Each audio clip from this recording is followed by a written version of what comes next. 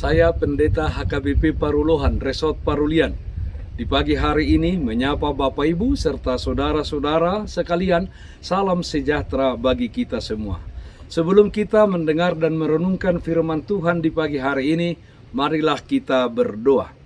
Berfirmanlah ya Tuhan, hati dan pikiran telah kami buka dan siapkan untuk disapa firman Tuhan. Amin. Firman Tuhan yang menjadi sumber kekuatan dan sukacita bagi kita di dalam melaksanakan aktivitas kita satu hari ini, Selasa 30 November 2021, tertulis dalam Yesaya pasal 62 ayat 10, demikian bunyinya. Berjalanlah melalui pintu-pintu gerbang, persiapkanlah jalan bagi umat, bukalah jalan raya, singkirkanlah batu-batu, tegakkanlah panji-panji untuk bangsa-bangsa. Singkirkan segala penghalang. Saudaraku yang terkasih dalam Kristus Yesus, ketika seseorang akan mengerjakan sebidang tanah untuk bertani, tentu yang dilakukannya pertama kali adalah membersihkan tanah yang akan diolahnya dari rumput-rumput yang menjadi penghalang bagi dia untuk bercocok tanam.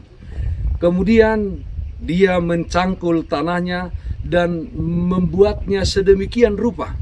Mungkin dikasih pupuk dahulu, baru ditanami dengan tanaman yang dia harapkan untuk nantinya dipanen. Selama pertumbuhan sampai panen, dia akan merawat tanaman tersebut dengan baik, dengan membersihkannya setiap hari, membersihkan dari tumbuh-tumbuhan yang merusak tanamannya. Tentu yang dia harapkan adalah hasil panennya pada waktunya adalah panen yang baik, panen yang memuaskan hatinya. Saudaraku yang terkasih dalam Kristus Yesus, demikian halnya dengan bangsa Israel yang terbuang saat itu ke Babilonia karena pelanggaran-pelanggaran yang mereka lakukan terhadap hukum Tuhan. Seperti kita tahu bahwa Allah menetapkan pembuangan dan perhambaan tersebut akan berlangsung selama 70 tahun. Dan waktu yang Allah tetapkan tersebut akan berakhir. Allah akan melepaskan umatnya. Seperti itulah yang dinubuatkan Nabi Yesaya. Yesaya 40 ayat 1 dan 2 mengatakan, Hiburkanlah umatku, tenangkanlah hati Yerusalem, dan serukanlah kepadanya bahwa perhambaannya sudah berakhir, bahwa kesalahannya telah diampuni, sebab ia telah menerima hukuman dari tangan Tuhan 2 kali lipat karena segala dosanya. Allah akan bertindak membebaskan umatnya dari perhambaan di Babel. Dan umat Israel oleh Yesaya diserukan untuk mempersiapkan dirinya dalam menerima pembebasan dari Allah tersebut. Bangsa Israel diserukan untuk mempersiapkan diri dengan menyingkirkan segala penghalang bagi terlaksananya kebebasan tersebut, yang dalam nats ini digambarkan dengan batu-batu. Memang, saudara-saudaraku, dalam pembangunan sebuah bangunan, batu-batu sangatlah bermanfaat.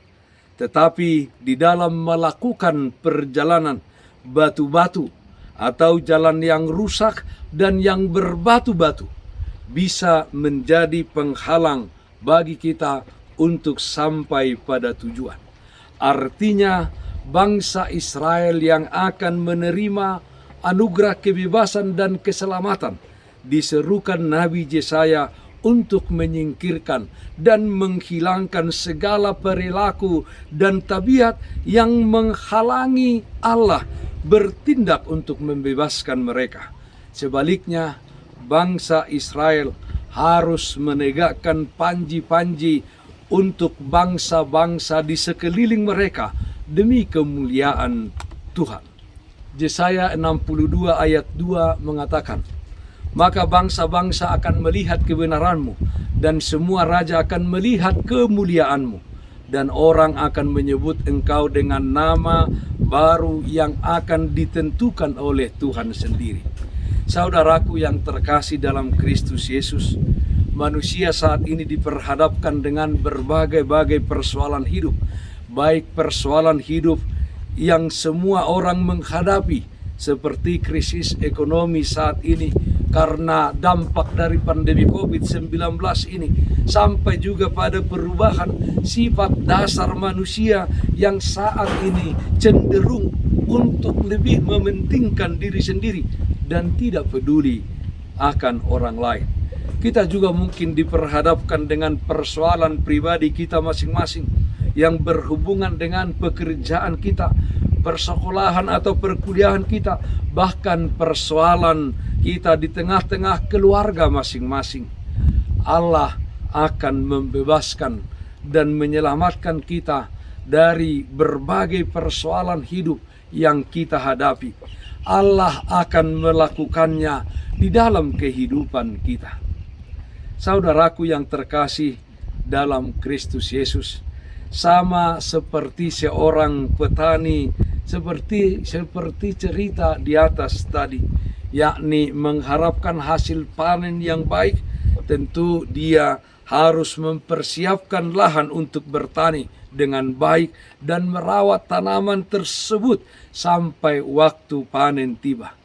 Demikianlah kita juga harus mempersiapkan diri kita menyambut kebebasan dan keselamatan dari Allah. Saat ini kita telah tiba pada minggu-minggu Advent, di mana kita diingatkan untuk mempersiapkan diri kita dalam menyambut kedatangan Yesus Kristus yang kedua kalinya. Marilah kita mempersiapkan diri kita dengan berusaha menyingkirkan batu-batu penghalang dari hidup kita.